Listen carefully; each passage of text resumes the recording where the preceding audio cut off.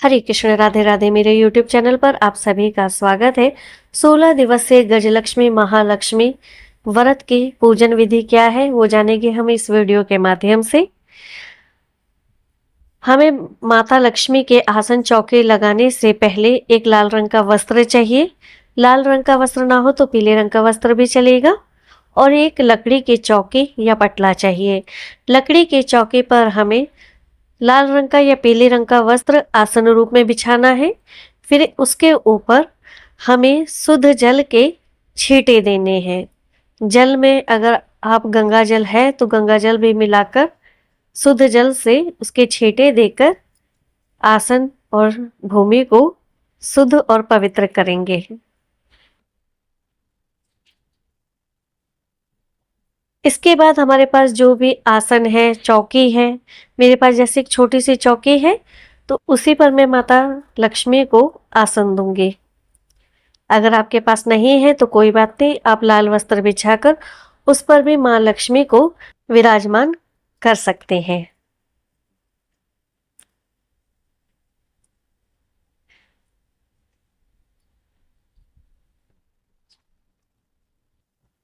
लकड़ी की चौकी रखने के बाद उसके ऊपर हम थोड़े से गुलाब के फूल या जो भी आपके पास फूल उपलब्ध है उसे आप उससे आप चौकी को सजा दीजिए। उसके बाद मुट्ठी भर चावल लीजिए। चावल साबुत होने चाहिए। टूटे फूटे चावल पूजन में इस्तेमाल नहीं करने चाहिए, यह अशुभ माना जाता है। चौकी या आसन पर हम चावल बिछाएंगे।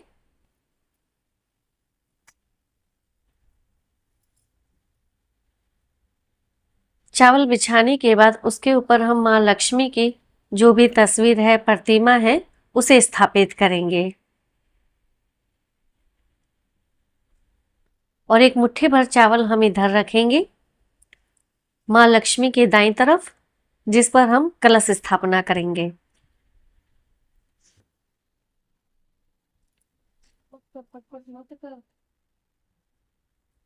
आप चाहे तो मुट्ठी भर के चावल इस तरह से बिछा सकते हैं, या फिर आपको अष्टकमल बनाना आता है तो आप अष्टकमल भी बना सकते हैं। देखिए कुछ इस तरह से बनेगा अष्टकमल। मां लक्ष्मी को कमल अति प्रिय है।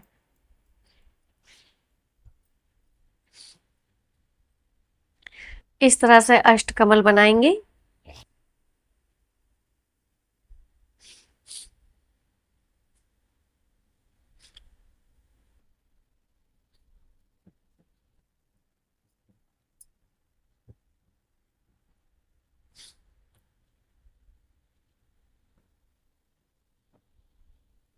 थोड़ी से चावल हम माता रानी के आगे रखेंगे, जिस पे हम गणपति विराजमान करेंगे सुपारी रूप में।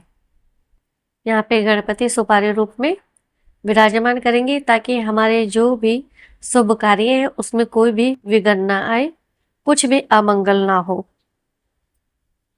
ऐसे हम भगवान श्री गणेश से प्रार्थना करेंगे।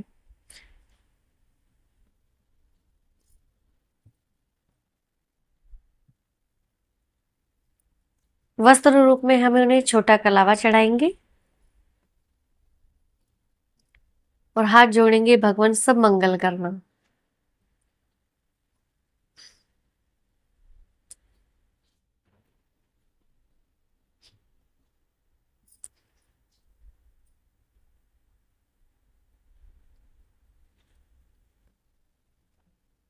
आपके पास जो भी मां लक्ष्मी की तस्वीर मूर्ति है उसे आप स्थापित कीजिए, लेकिन ये जो 16 दिवसीय गज लक्ष्मी व्रत है इसमें हाथी जरूर होने चाहिए।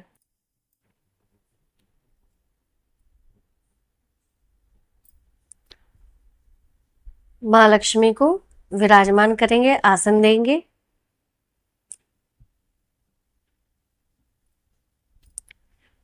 अगर आपके पास श्री यंत्र है या मां लक्ष्मी की चांदी की, पीतल की या तांबे की जो भी मां की मूर्ति है उसे भी आप स्थापित कर सकते हैं। यहाँ पे मेरे पास चांदी के श्री यंत्र हैं जो मैं गजलक्ष्मी माता के साथ स्थापित करूंगी। अगर आपके पास नहीं है तो कोई बात नहीं।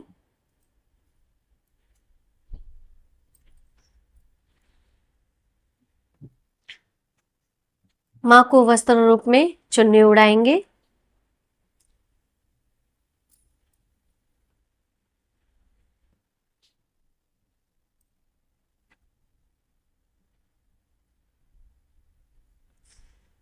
चुन्नी आप लाल रंग की, हरे रंग की या मैरून रंग की माता रानी को ओढ़ा सकते हैं।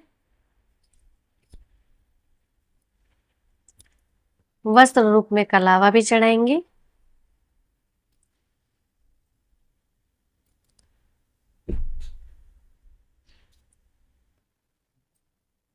उसके बाद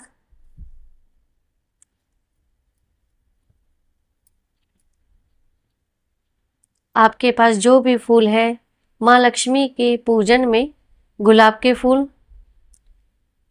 कनेर के फूल पीले, लाल गुड़हल के फूलों का और कमल के फूलों का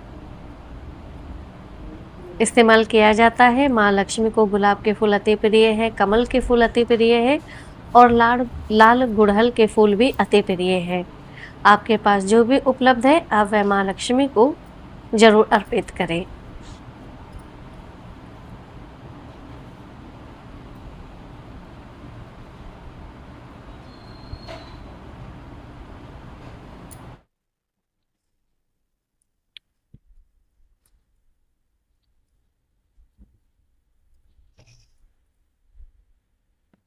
फूलों से माता लक्ष्मी के आसन को थोड़ा सा सजा लेंगे।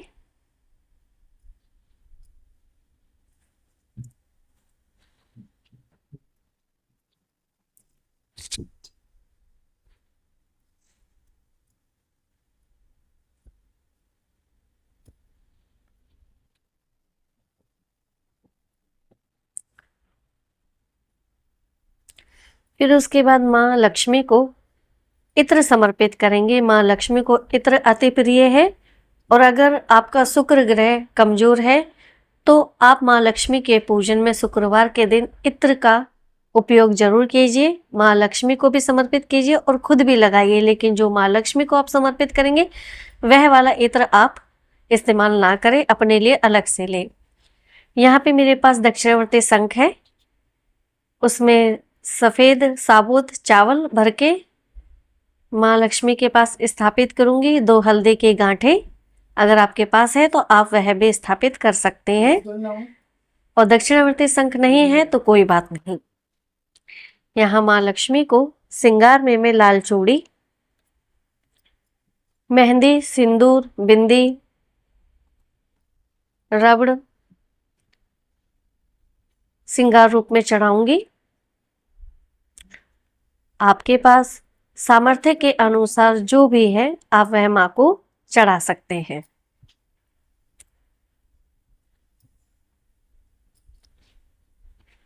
और सबसे महत्वपूर्ण है पीला डोरा। अगर आपको पीला डोरा कहीं से नहीं मिल रहा है तो आप सफेद रंग का डोरा लाएं और उसे हल्दी का पानी मिला के रंग लें। पीले डोरे को हम 16 गांठे लगा के 15 दिनों तक माँ लक्ष्मी के पास रखेंगे और 16वें दिन अपने हाथ में लपेटेंगे। हाथ में लपेटने के बाद पूजा पूरी करके उद्यापन करके फिर इस डोरे को खोलेंगे, लेकिन इसमें गांठ नहीं लगाई जाती है, सिर्फ आप डोरे को लपेट लें। फिर माँ को कुमकुम, रोली, सिंदूर का तिलक करेंगे। उसके बाद हम कलश स्थापना के लिए कलश तैयार करेंगे। कलश में हम शुद्ध जल लेंगे, उसमें गंगा जल डालेंगे, इत्र डालेंगे, सुपारी डालेंगे, हल्दी डालेंगे। चांदी का सिक्का है तो चांदी का डाल सकते हैं, चांदी का सिक्का नहीं है तो आप 5 का या 1 का सिक्का भी कलश में डाल सकते हैं। कलश पर सवातिक जरूर बनाएंगे, रोली से या फिर सिंदूर से। पंचपल्लव लेंगे।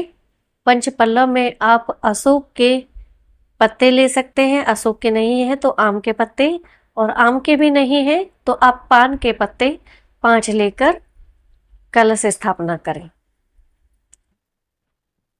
फिर जटा वाला नारियल और उस पर भी हम स्वातिक बनाएंगे और मोले से लपेट लेंगे। फिर उसे स्थापित कर लेंगे कलश पर।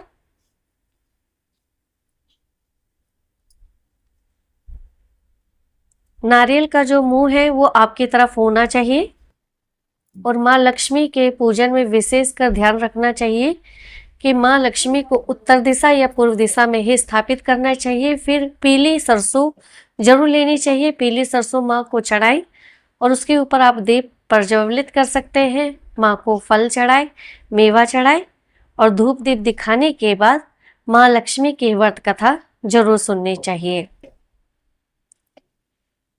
माँ लक्ष्मी को दक्षिणा भी जरूर अर्पित करनी चाहिए।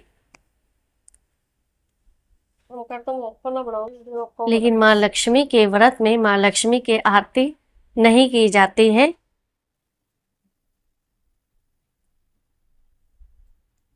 मौसम के अनुसार आपके पास जो भी फल उपलब्ध है आप वह माँ लक्ष्मी को भोग रूप में जरूर चढ़ाए।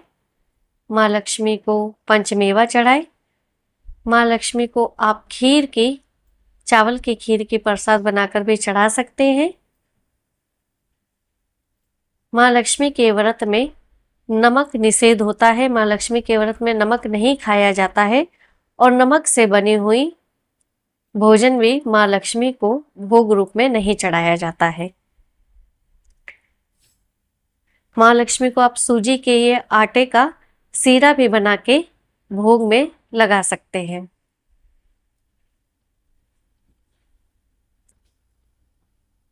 अब बात करते हैं कि जो पीले सरसों है इसको हम 16वें दिन इसका क्या करेंगे, 17वें दिन।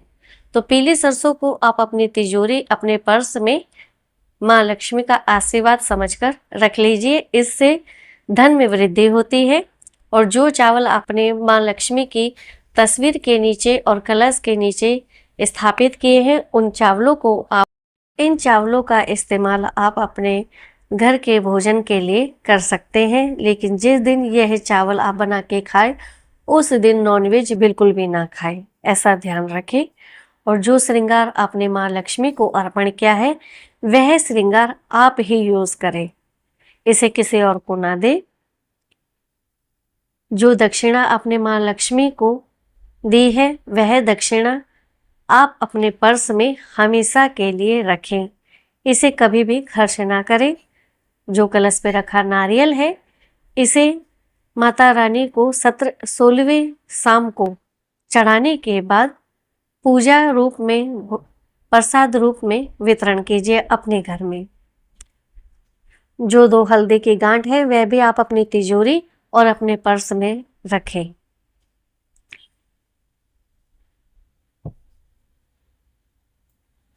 इसी के साथ मैं आप सभी से विदा चाहती हूँ।